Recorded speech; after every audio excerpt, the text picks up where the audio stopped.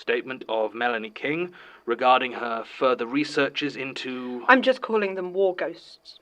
Recorded direct from subject, 13th February 2017. Statement begins. Ghost Hunt UK struggled after Aldershot. Sarah Baldwin disappeared. I spent a while trying to track her down, but nothing led anywhere. I'm sure you found the same. The thing is, even though her peeling and stapling her own skin was the weirdest part of what I saw, it wasn't what I got really hung up on. Fact is, there was a presence in that place. A genuine, unseen presence that physically attacked her. I've got no real reference point for who or what Sarah Baldwin might be, but I sure as hell know what a ghost is, and how to look into one. The others were dealing with their own stuff. We struggled through another year, but it wasn't the same. Tony was the worst. She just got harder and harder to pin down for shoots, and then I struggled to reach her by phone or email. When she moved down to Bristol in March, she didn't even tell me. I had to hear it from Pete. In the exact same call, he said that he was thinking about leaving the team as well. I think that's kind of why I came to you guys. I knew it was what happened at the CMH that was breaking us apart, but I couldn't actually talk to them about it. Then Andy decided to take what he called a bit of a holiday from the show, and I wasn't sure if he was coming back. If he did, I thought maybe we could find a new team and keep the show going, but he didn't. As far as Ghost Hunt UK is concerned, he's still on holiday, and it's just me. I actually went back to the Cambridge Military Hospital. It was being torn down, but I hopped the fence after dark and just waited. There was nothing. Just dust and rubble and silence. If I closed my eyes, I could trick myself into thinking that the wind was some sort of howl of pain.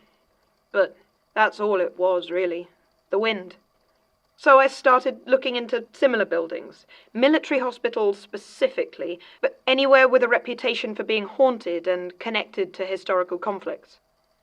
It was then that I started noticing something about the paranormal investigator community. We all look in the same places. There's a surprisingly small number of hauntings and cryptids that we all sort of swap between, repeating each other's research and coming to similar conclusions. That's why so many of us tend to go over to America. It's so much bigger that there's a lot more supposedly haunted locations on the circuit. Even then, it's not as many as you think. I mean, we get plenty of tips from the public about other stuff.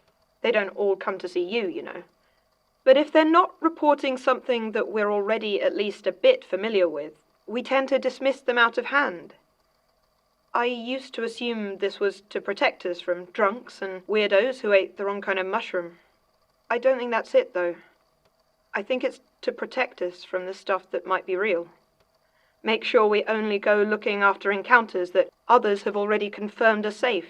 I mean, I don't know what it was about Sarah Baldwin that mixed up so badly with the presence in the CMH, but that was the first I'd ever heard of a significant encounter there. Somewhere, somehow, the community had deemed it as not dangerous, asbestos notwithstanding. So the more I looked, the more I realized that there was this huge list of places that my colleagues steered completely clear of without even realizing it, and a handful of stories to go with them. It wasn't much, but it was a start. Even back then, I could feel all my old friends starting to distance themselves from me. Like they sensed I was crossing some unspoken line about what we were allowed to investigate. Everyone had a story about the friend who'd gone to the wrong place alone and disappeared, or had just quit the paranormal scene without explanation. I'd heard them all before, but now they weren't just pub chatter and spooky stories. They were not so subtle warnings about straying from the path. I couldn't go back, though. It was like once I'd seen that there was a path to stray from, I couldn't unsee it, and I couldn't ignore the call from the woods all around. I stopped asking the others for help, and I kept my research to myself. I talked to them less and less. By the time I was arrested, I think a lot of them had already given up on me. I'd been looking into a bunch of online stuff, the forums and the sites without the right sort of reputation for most of my lot. The sort of places with 20 made-up ghost stories for every one that might have some real meat to it. After a while, you start to get a feel for the ones that are real, or at least that the writer thinks are real. They tend to be the messy ones, the ones that don't really have any sense or resolution, no narrative flow, where there isn't even a guess at an explanation, and often you end up just thinking, is that it? There was one, though, that caught my eye. It was some anonymous worker at the CF Booth Scrap Metal and Recycling Yard. If you haven't heard of it, it's in Rotherham, and it's one of the biggest train graveyards in the UK. The guy said he worked there scrapping trains, but that there was this one metal rail car that had been there since he got the job, and it never seemed to be on the queue for recycling.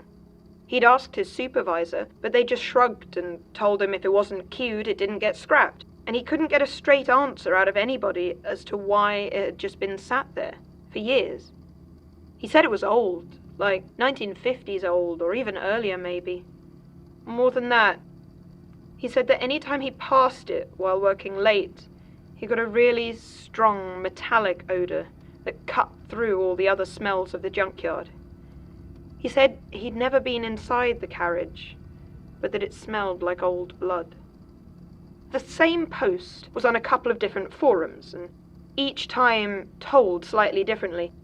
It wasn't copy-pasted, and it seemed like the post had been made over the course of a couple of years.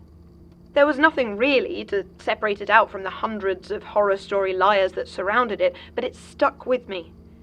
It kept playing on my mind. Something about the way he had described the old rolling stock felt real to me. So I decided to check it out. I have family up in Sheffield that I hadn't seen in way too long, so I made arrangements to go and stay with them for a week. I figured it wouldn't be too hard to head out and check the yard at night, since Rotherham's only a few miles away. I was right about how easy it was to get there, but not about getting in. I always forget how big a target places like that are for thieves, and how hard they work to keep them out. High walls, sturdy gates, and security guards all stood between me and this supposedly haunted train. I should have turned back, really, but by then I was kind of obsessed with finding anything to reassure me that I hadn't been seeing things back in Aldershot. I think I understand the feeling. I'm sure you do. I got over the wall on my third night of watching. I'd managed to figure out enough about how the cameras and security guards covered the place that I could take a full minute to get over quietly. The forum poster whose lead I was following hadn't given much away about his own identity, but he had been very detailed in describing what I was looking for. An almost featureless steel boxcar with a slightly curved roof, large windowless sliding door, and a few flecks of olive green paint still visible. Even so, finding it was tricky. There was almost no light inside the yard except for the security lights that I was trying not to trip. I had brought a torch, of course, but I was reluctant to turn it on in case I was spotted. After about 10 minutes, I began to realize that my eyes weren't actually going to be the best way to find it, because there, on the wind, was the smell of blood. It was faint at first, but as I felt my way past old discarded trains, it got stronger. My eyes had adjusted now, and I could see the rusted ancient skeletons of freight and passenger cars. They stood empty and still, silhouetted against that dull orange of a cloudy sky that glowed with light pollution. As I got closer, I started to get jumpy, and I swear more than once I saw figures sat in the broken windows of those old trains. They were never there when I looked again. Finally I saw it, the stark, angular shape clear even in the dark. It was far enough from the security stations that I finally dared to turn on my torch. The light hit the dull steel, casting long shadows into its crevices, and it somehow seemed heavier than it should have been. It was old, really old, but there was no rust on its edges. The smell of blood was almost choking. I began to walk towards the large sliding door, but as I did so, my torchlight caught on something tucked in the corner of the paneling. It seemed to be a serial number, stenciled in black paint. It was clear and legible, despite its age, and surrounded by patches of still unpeeled green paint. The color of it made me think of the army. I took a few seconds to jot it down for checking later, then reached up and slid the large metal door to the side, shining my light inside. At first it still seemed dark, and I couldn't see much. My light hit the opposite wall, but it was the same featureless steel as the outside. Then my torch beam drifted downwards, and I caught sight of the thick red stream dripping from the now open side of the car. The floor of the carriage was about chest height for me, and as I looked I could see it was streaked with trails of blood that led down to the doorway. I traced my light up and along the shallow red stream, and it hit what looked like an old metal hospital gurney. The fabric that covered it was the same military green as the outside, and the body that lay on it was covered in a white cotton bag stained black near the bottom. It wasn't lying still either, but it twitched and writhed as though in pain. I wanted to run, but without warning, a shape ran out of the darkness to my left. There was a glint of shining metal in its hand as it charged over to the twitching white body bag and began to plunge the scalpel into it again and again and again. It looked like a man. He was maybe mid-20s, dressed in army fatigues and wearing a white armband with a red cross on it. His eyes, though, they weren't human. I mean, they were, but everything in them that makes us people was gone. The only thing in those eyes was violence. Carnage. Blood. Yeah. Blood. I was so fixed on those eyes I didn't even notice him run at me. It was only when I felt the scalpel slice into my shoulder that I realized what was happening and thought to scream. Next thing I knew, I was being carried away by security guards. They were shouting at me while I ranted at them about blood and ghosts. I only had a chance to look back at the carriage once. It was too dark inside to be sure, but I think it was empty.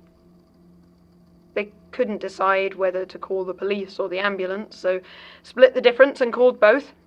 The cut was nasty, but not deep enough to do any real damage. As you saw, I'm getting quite a scar from it. Still, it meant that even though I was technically arrested, I got to go in the ambulance rather than the police car. The guys from the scrapyard told them I'd cut myself in the dark on a sharp piece of metal. I started screaming at them, trying to tell them what actually happened.